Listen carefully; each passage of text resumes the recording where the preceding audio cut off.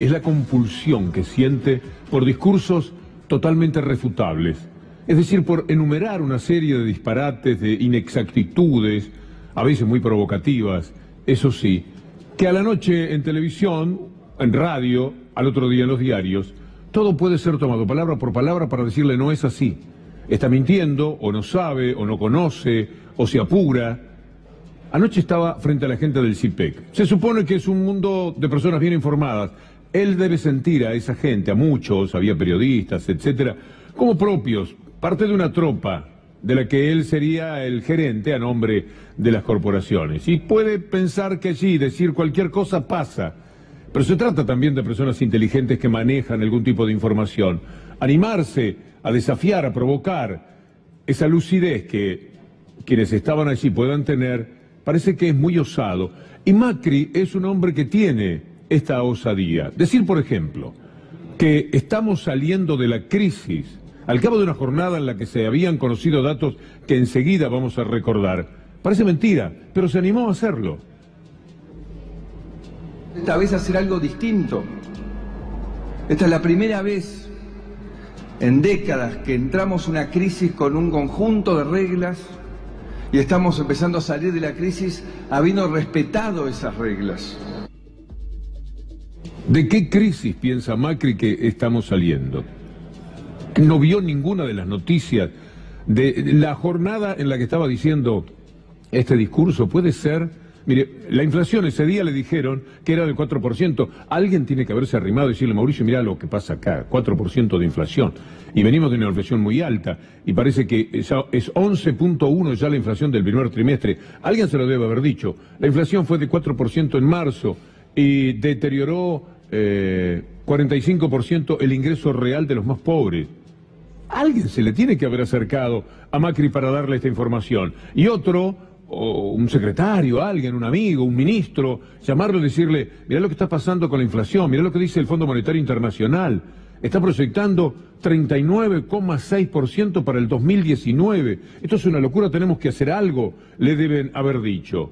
Y por ahí tiene que tener una persona que tenga la amabilidad de decirle a Macri cuando está preparando su discurso o cuando lo está pensando, ojo Mauricio, mira que el riesgo país superó los 800 puntos, esto es una locura, nunca ocurrió, nunca pasó una cosa así. Y son nuestros amigos, porque cuidado, que en el orden internacional, además de las corporaciones locales, el neoliberalismo siempre se comporta como amigos. Ellos quieren esto porque es un mundo de negocios. ¿Qué les importa el pueblo, los sectores medios y los más vulnerables? Con el mayor estrés financiero de la era Macri, el riesgo país llegó al récord de 2019.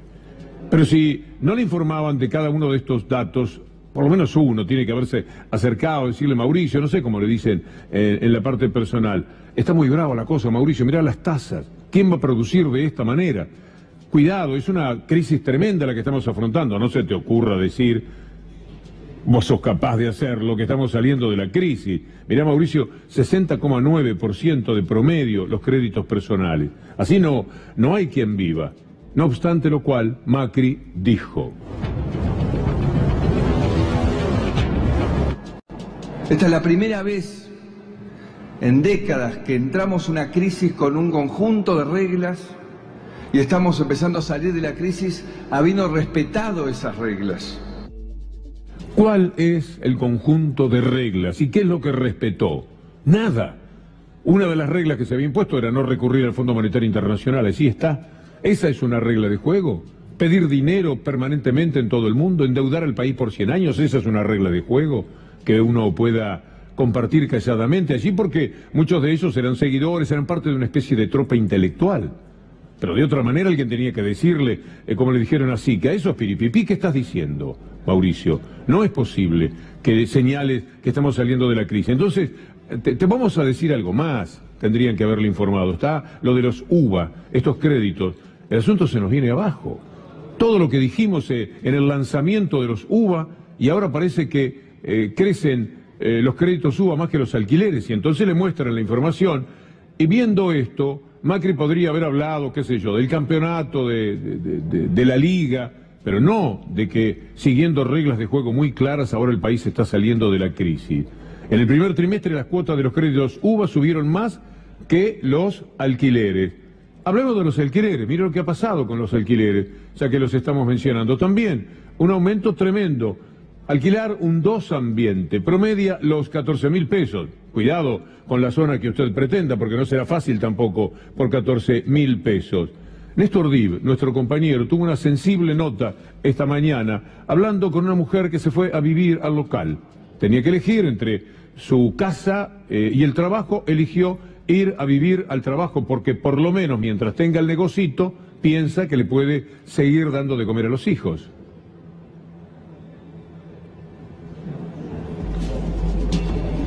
En el año 2008-2009 él iba bárbaro, tenía un negocio que era próspero, vendía muy bien. Con el devenir del tiempo y fundamentalmente cuando todo esto hace eclosión, hace un año atrás, un año y pico atrás, se separa y se va a vivir en un departamento sola. Cuando se va a vivir en el departamento sola tampoco pudo pagar el alquiler. Entonces dijo, privilegio, o sigo viviendo en el departamento que estoy acá y no como, y veo cómo hago para pagar las cuentas, que tampoco la voy a poder pagar, o en realidad voy a tener que descartar una de las dos cosas. ¿Descarto el departamento o descarto el negocio? Y decido seguir con el negocio y descartar el departamento. Este es un colchón que se arma acá a la noche. Me quedé con uno de los televisores, de hecho teníamos... Tenías 3. Tenía 3, me quedé con uno, la Play de mi hijo. Acá, lo mínimo indispensable, utilizándolo como alacena. Tengo otro colchón que está guardado dentro de uno de los probadores, que lo armo a la noche también cuando llega el momento de dormir. Ahí está.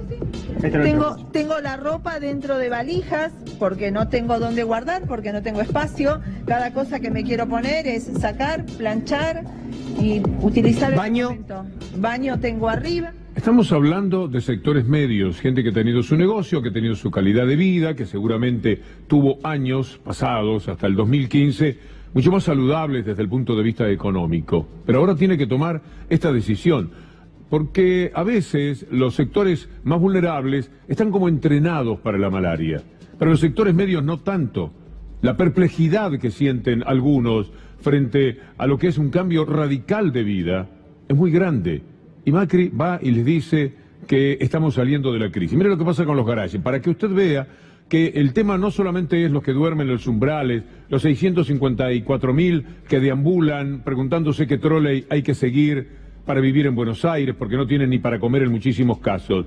Cayó el 70% de la facturación en los garajes de la ciudad. Y otro dato, que también tiene que ver con los proyectos de vida, con la construcción, con hacer la casita, con tener un terreno, el que nos regaló el abuelo, el padre. Bueno, finalmente uno puede pensar en hacer su casa. Miren lo que ocurre en la construcción. Los materiales, los insumos para la construcción se han venido abajo en este porcentaje, más del 16%. Conste que no es el 16% de una etapa de bonanza, no, es el 16% de una etapa de malaria. Entre otras cosas, Macri se animó allí frente a esa tropa intelectual que lo estaba acompañando, es increíble, hubo aplausos, se animó a decir que el del empleo es un problema que tienen muchos países, no es una cuestión de la Argentina. A veces toma la inflación y dice, antes hubo 62% hace 80 años, por eso el 53% no es tan malo. Miremos la desocupación en la Argentina, que es mucho más del 9%, pero tomemos el 9 y pico por ciento, el 11% del conurbano, y tomemos nota de lo que Macri dice sobre la cuestión del empleo. El mundo es un mundo complejo. Hay problemas de empleo en todas partes. Porque la tecnología nos enfrenta a cambios violentísimos. Pero la forma no es esconderse, no es ratificarse en su privilegio, sino abrirse a pensar qué podemos hacer en conjunto, dialogando. Y este gobierno ha intentado dialogar desde el primer día con todos. Y si no ha sido suficiente, vamos a redoblar el compromiso para seguir dialogando con todos. Quiere presentar un mundo que tiene el mismo desastre de empleo que ocurre en la Argentina, ¿no es así? Si usted busca los valores de Uruguay y de Chile, tuvieron una variación de 6%, 7%. En la Argentina la variación es del 26%. Mire, le vamos a mostrar algo a Macri para que vea que esto no es en todo el mundo. Le vamos a mostrar a su ídolo, a Donald Trump, en los Estados Unidos, y lo que ha ocurrido. El desempleo en Estados Unidos bajó al 3.7 en septiembre, la menor en 49 años. ¿Y por qué ocurre esto? Bueno, porque Trump eligió el proteccionismo, sí, liberal, muy extraño, porque protege al trabajo de los Estados Unidos y con esto le ha ido bastante bien. Es un tipo despreciable, un genocida en potencia, un hombre que se comporta como un bárbaro, un mentiroso. Directamente uno puede decir es una porquería de tipo. Pero, atención, dijo, yo quiero que trabajen adentro de los Estados Unidos. Y entonces, el que pide que se abran todos los mercados, el que le dice a los lacayos que encuentra en cualquier país por ahí, ustedes tienen que abrir el mercado, tienen que abrirse al mundo, y se golpean el pecho y nosotros abrimos el mundo y caminan por alfombras y cantan el himno y se creen grandes personajes, ustedes tienen que abrirse, pero nosotros no. Los Estados Unidos hace esto para tener la menor cifra en 50 años. Trump lo hizo posible. 3.7, bajó de 4 y pico que tenía hace un año a 3.7. Y en Uruguay y Chile, para tomar dos ejemplos, no cambió. Donde se modifica todo es aquí en la Argentina. Porque no hay consumo, porque, bueno, ya sabe usted, hasta el cansancio. Pero él se anima a decir esto que nosotros vamos a tomar un ejemplo, el de Interpack, para que usted vea la situación que se está viviendo. Los despedidos por WhatsApp, en este caso. Estábamos hablando con Mauro Albornoz, que este es el mundo que ya no tiene ni llamados telefónicos. Bueno, los despidieron por WhatsApp a los de la gráfica Interpark. Mi amigo y periodista Mauricio Polche fue a conversar con ellos, lo hacemos brevemente para mostrarle a Macri que el problema del empleo es fundamentalmente un problema argentino hoy día. Hoy a las 5 de la mañana los trabajadores recibimos por WhatsApp la noticia del cierre de la planta. Cuando nos apersonamos encontramos la planta militarizada, vallada, rodeada de efectivos policiales y un telegrama anunciando el despido. Es una represalia, no hay ninguna, por un conflicto muy duro que tuvimos hace unos meses contra 11 despidos que nos llevó a tomar la planta durante un mes y pico, rechazando un plan de reestructuración productiva y de reorganización de las varias plantas del grupo, en particular la nuestra. Les hemos mostrado pueblos enteros que han salido a defender la fábrica del lugar, porque los echan a los trabajadores y todo lo demás se resiente, el comercio, la vida. Los muchachos que estudian en las ciudades importantes más cercanas, que están haciendo el secundario, muchas veces la universidad, todo cambia de pronto en la vida de la gente. Vamos a mostrarle en algún momento las puebladas que se han hecho acompañando a los trabajadores, para que se entienda que no solamente los 40, 60, 120, 400, que diariamente vemos que se quedan sin trabajo en la República Argentina. En ocasiones son poblaciones enteras las que quedan a merced de este tiempo brutal que instala el neoliberalismo. Cerraron 2 históricas cadenas de electrodomésticos, Lucayoli y Saturno. El otro día les hablábamos del 39% que se vende menos en materia de electrodomésticos y por supuesto la consecuencia no puede ser otra.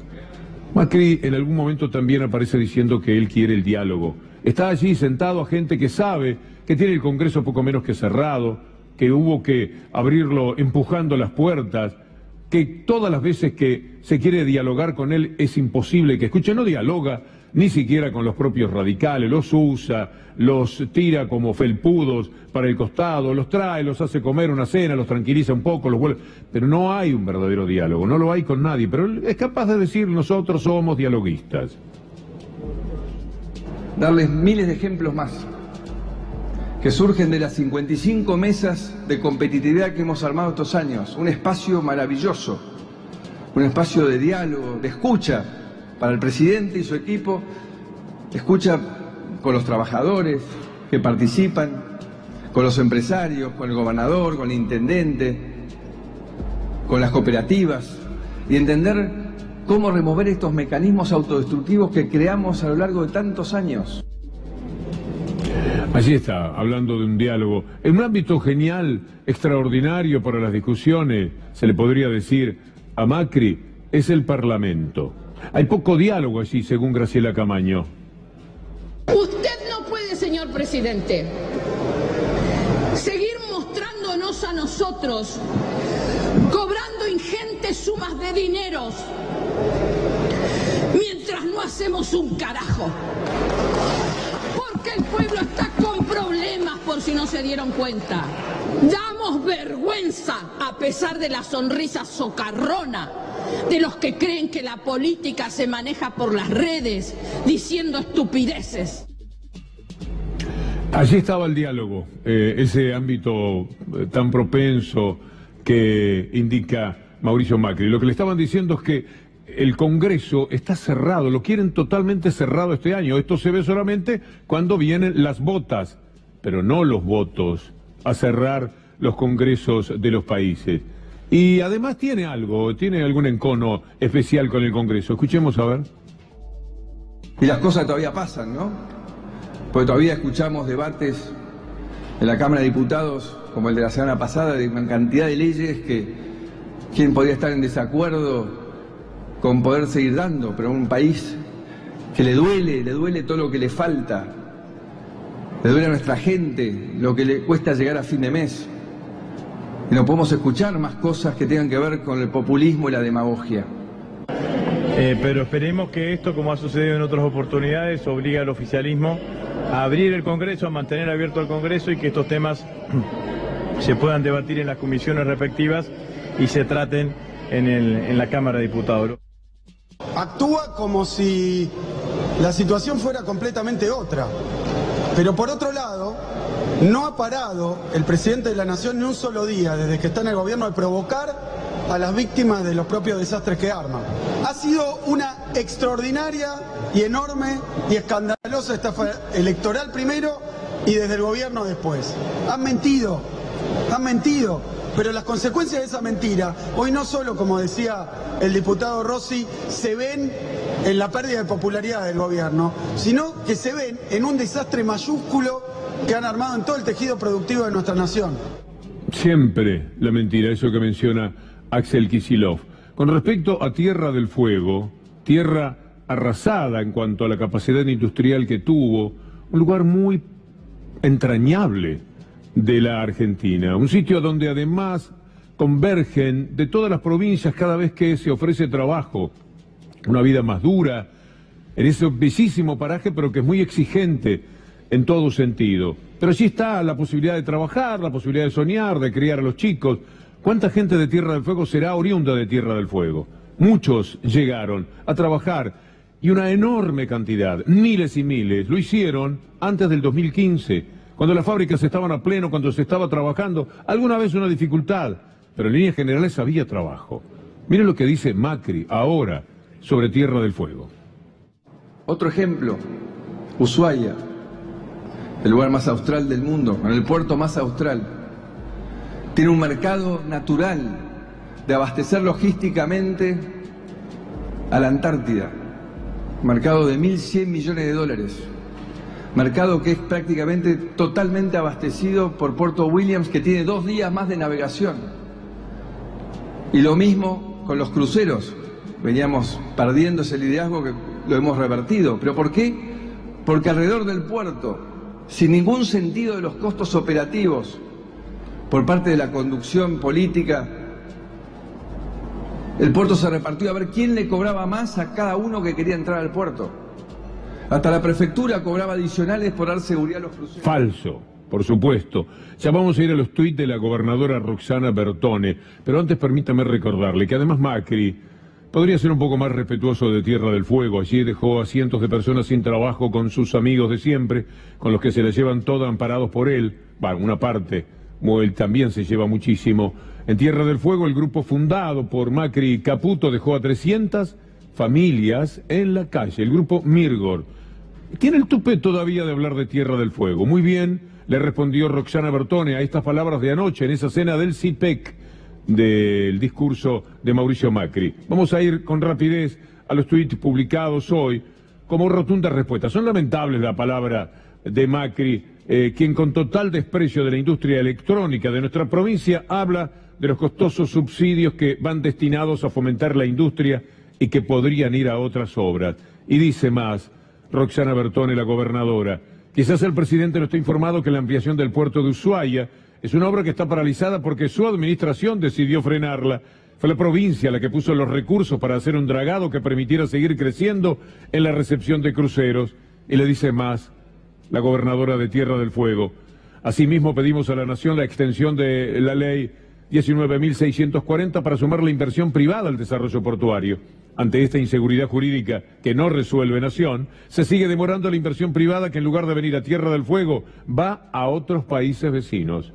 Y una más, también causan dolor e indignación las palabras de un presidente que desconoce la posición estratégica y clave de nuestra provincia, Tierra del Fuego, Antártida e islas del Atlántico Sur. ¿Le suena a Macri en el tablero internacional? Y por último, porque vale la pena desde el sur, es muy difícil refutar a quien tiene todos los medios de comunicación, no digo comprados, sino que lo han adquirido a él.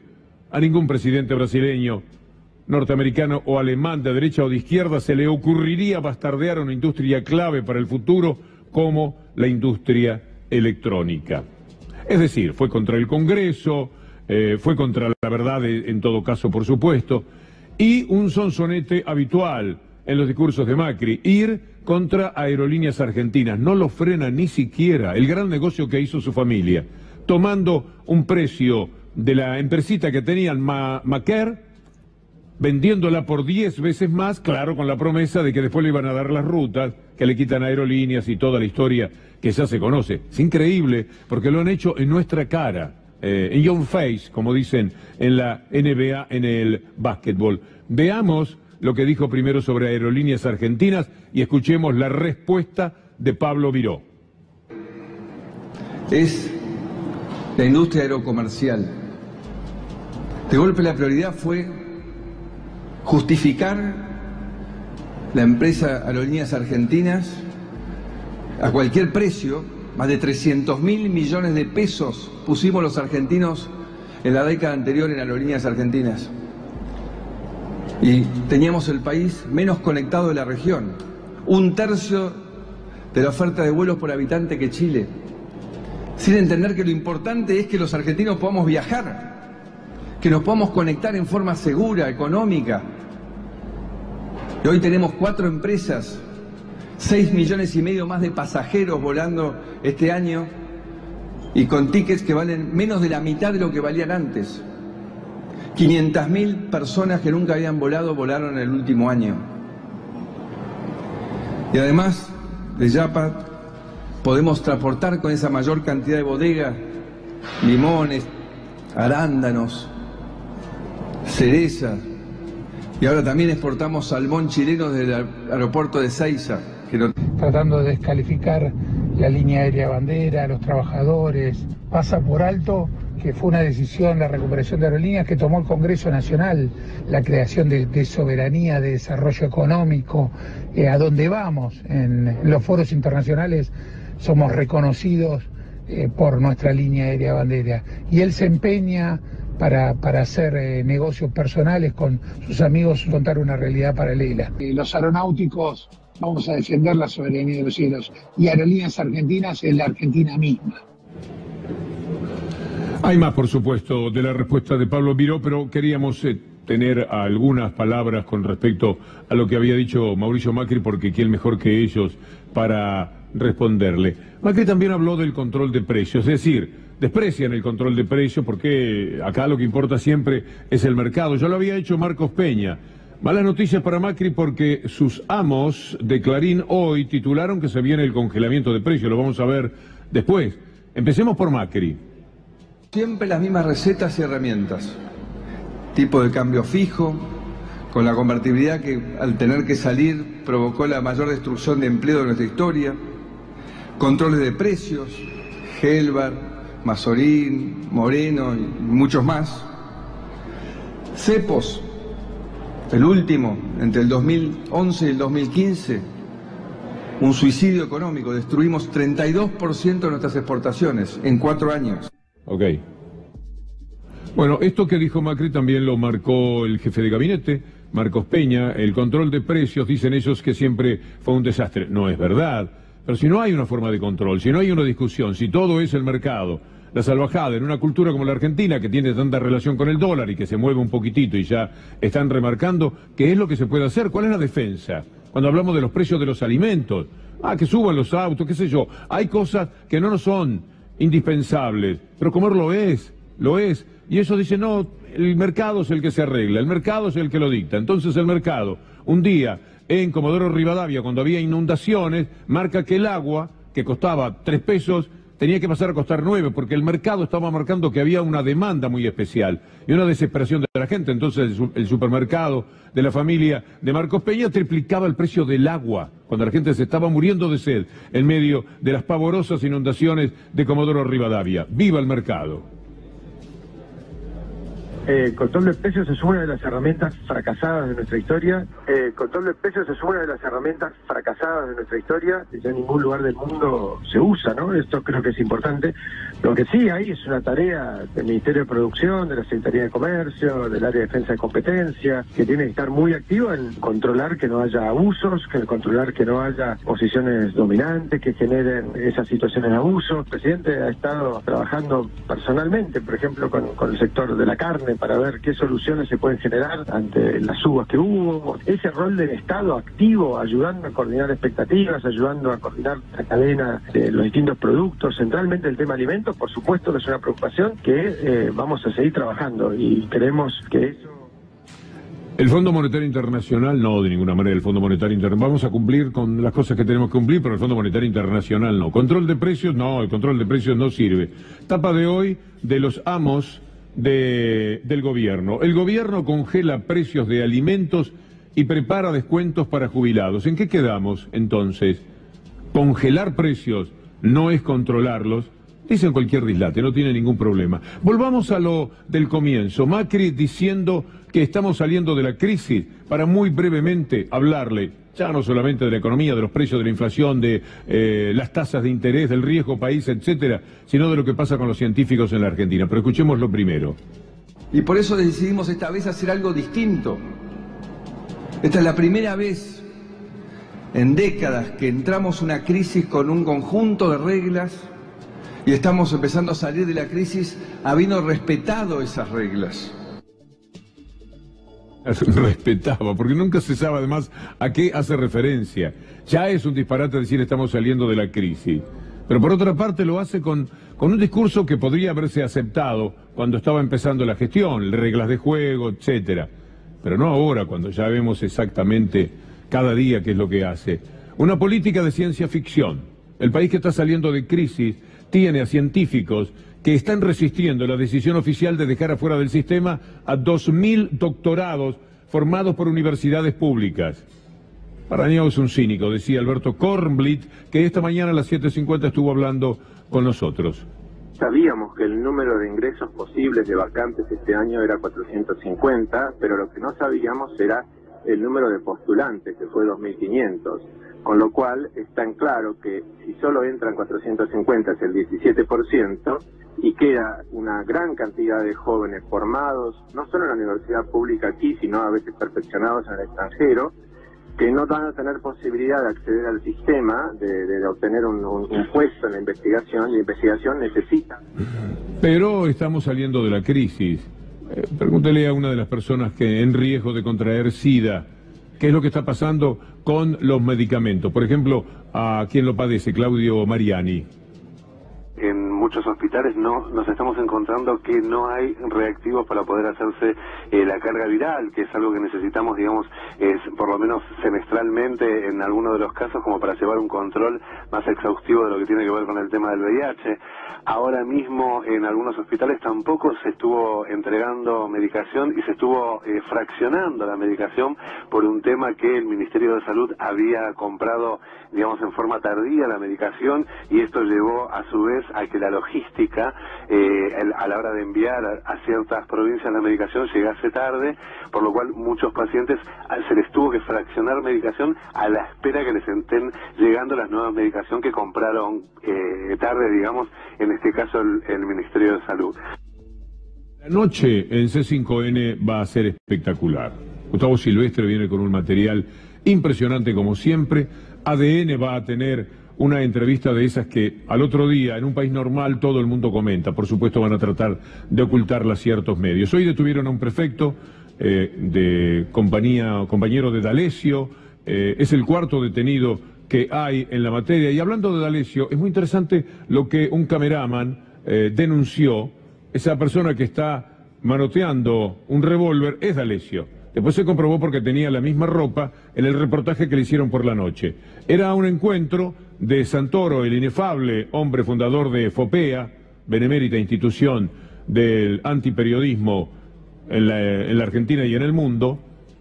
Santoro, el trabajador de espía, el personaje insólito que Clarín tiene entre otros 7 u 8 periodistas que trabajan metidos en el mundo judicial, van a filmar a Santoro y a Fariña y les aparece D'Alessio. Ahora el cámara, no sé si tenemos el tuit que él puso para mostrar la verdad y la realidad de este hombre que había sido enviado por Animales Sueltos, uno no entiende por qué, y miren ustedes esa arma ahí.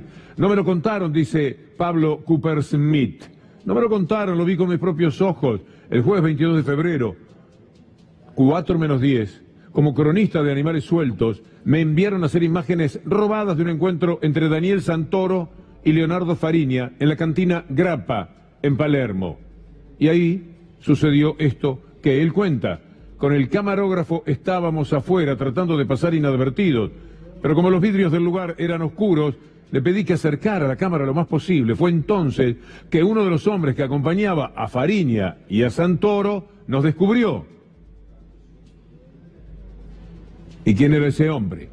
Se paró abruptamente, se acomodó la pistola que llevaba en la cintura, salió a la calle y muy alterado y a los gritos me encaró. Se presentó como miembro del Ministerio Público y me interrogó sobre quiénes éramos y qué estábamos haciendo, cuenta Pablo. Este hombre armado que estaba presente en la reunión y me encaró violentamente era ni más ni menos que Marcelo D'Alessio. Y por último, en la imagen que salió al aire en el programa 4 días después, no se ve su rostro. Dicen que el crudo que está en el canal sí lo tiene, pero se vio su saco, su camisa y su corbata. Son los mismos que lucía D'Alessio ese mismo día, aquel 22 de febrero, ya de noche, durante su presentación en el programa Tercera Posición de América 24. Y teniendo en cuenta los mails que supuestamente le enviaban a Fariña sobre lo que debía inventar en su declaración contra Lázaro Báez y Cristina Kirchner, vale preguntarse si además de abogado y extorsionador, D'Alessio era también guionista de todo lo que estaba sucediendo. La purulencia de la justicia, ahí está, esa misma noche, esa misma ropa. D'Alessio que manotea el arma, D'Alessio que está en otro programa de América, la misma noche que muestra un arma a un cámara y a un periodista, que estaban haciendo notas, no entiendo cuál era el motivo, para Animales Sueltos que estaba buscando algo. Yo no sé si tiene que ver con espionaje y contraespionaje dentro del propio canal, con toda franqueza no lo puedo determinar. Alguien tendrá que decirnos, explicar. Ahí está Santoro, ahí estaba Fariña. ¿No es demencial todo lo que nos pasa? El diario Clarín representado por Santoro, por varios, mafia eterna que hay que sobrellevar en el país. Los jueces, Bonadío, Stornelli, tomando lo que dice Fariña para poder mandar presa a una expresidenta porque les sirve a ellos mantener este estado de cosas, este mundo de desempleo, de hambre, de gente que tiene que ir a los comedores, que se va de su casa a vivir en el local, esto que le mostramos todos los días. Esto es lo que han hecho. Para esto trabajaron, para esto mintieron, para esto es que envenenaron nuestra vida. Es tristísimo tenerlo que expresar de esta manera. Le quiero mostrar la fotografía de Rosenkrantz anoche para que usted vea la promiscuidad que hoy día se da en la justicia de la Argentina. Rosenkrantz, presidente de la Corte Suprema de Justicia, participando del casamiento, es un tuit de Irina Hauser, seguramente después lo va a comentar. Rosenkrantz, de los que están a la derecha, ahí aparece en el casamiento del hijo del principal operador de temas judiciales que tiene el gobierno, un tal Pepín Rodríguez Simón, el mismo que había estado con Irurson y todo. No les da vergüenza nada. Ahí está un hombre que tendrá que resolver en determinado momento algunas cosas importantes. Muy encantado. De un lado de la mesa estaban Torelos, Arabia Frías, procurador del Tesoro. Esto es repugnante. Gutiérrez de YPF, Fernando Sánchez de la Coalición Cívica, por supuesto, no faltaban los periodistas de siempre. Del otro, Mariana Zubich, mire qué personaje. Juan López, Gustavo Lopetegui, el secretario de Energía, Pepín y un familiar. No le voy a mostrar los mails de Fariña, que los tenemos también, porque lo hizo anoche el Gato, y nosotros queríamos un poco rubricar, ratificar esa información, que tendrá sus novedades, porque quiero finalmente mostrarle la fotografía de una jueza. Se la mostramos ayer, para que usted reflexione. Se llama Adriana Paliotti. Esta mujer, esta jueza, era la cuarta en el Tribunal Oral Federal que tiene que juzgar desde el 21 de mayo próximo a Cristina Fernández de Kirchner por lo que denunció Fariña, aunque le parezca mentira. Esta mujer, cuando muere Jorge Tazara, el juez de ese tribunal, al ser la cuarta jueza, tenía que entrar. Dijo, no, tengo mucho trabajo en mi juzgado. Me preocupa porque esto no es aceptable. Le tendrían que haber dicho, mire señor, usted tiene que trabajar lo mismo. Yo la entiendo. Ella sabe las presiones que va a recibir de Manieto, de los Aguíes, de Clarín, de Nación, porque ya las padeció, por supuesto. Aunque ha sido una jueza de fallos que han favorecido, por ejemplo, la excarcelación de Vudú, pero también la condena a Moreno en un lío que estuvo justamente con Clarín. O sea, una mujer de la que no se sabe qué podría fallar, pero el hecho de no saber, al gobierno lo vuelve loco, y entonces cuando ella dice, yo no quiero ir ahí porque me van a enfermar, seguramente este es su pensamiento, designaron a otro juez para ese pelotón de fusilamiento, que es lo único que podría condenar, después de lo que estamos contando de Fariña, a la expresidenta Cristina Fernández de Kirchner. Espero el Gato, que está fantástico hoy, y ADN se viene con un programa también impresionante, un poco en la relación de estos temas que es necesario que usted sepa, de los que tiene que estar informado. Es muy necesario que trabaje de ciudadano, que sea un buen ciudadano.